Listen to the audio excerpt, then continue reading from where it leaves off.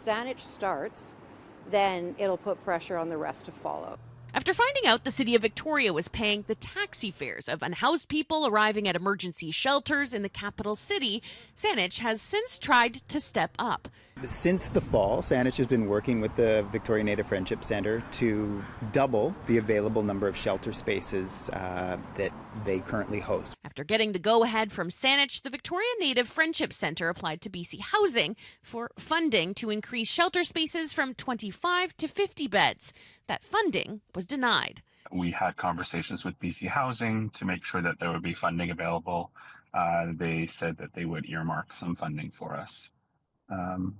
Unfortunately, when we got to the end of the process and we got approval from the municipality, BC Housing informed us that there wasn't any funding available. Saanich's mayor calls it disappointing. We were quite frustrated to see that the application had not been supported with funding. The executive director of the Friendship Centre says the decision runs contrary to government messaging about the homelessness crisis. All levels of government seem to identify this as a priority.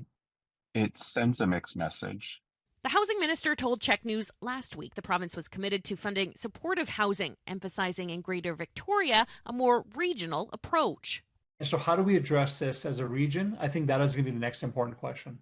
Rice argues sheltering is part of the housing continuum. This is definitely part of the solution. The housing minister today says the nonprofit simply filled out the wrong form.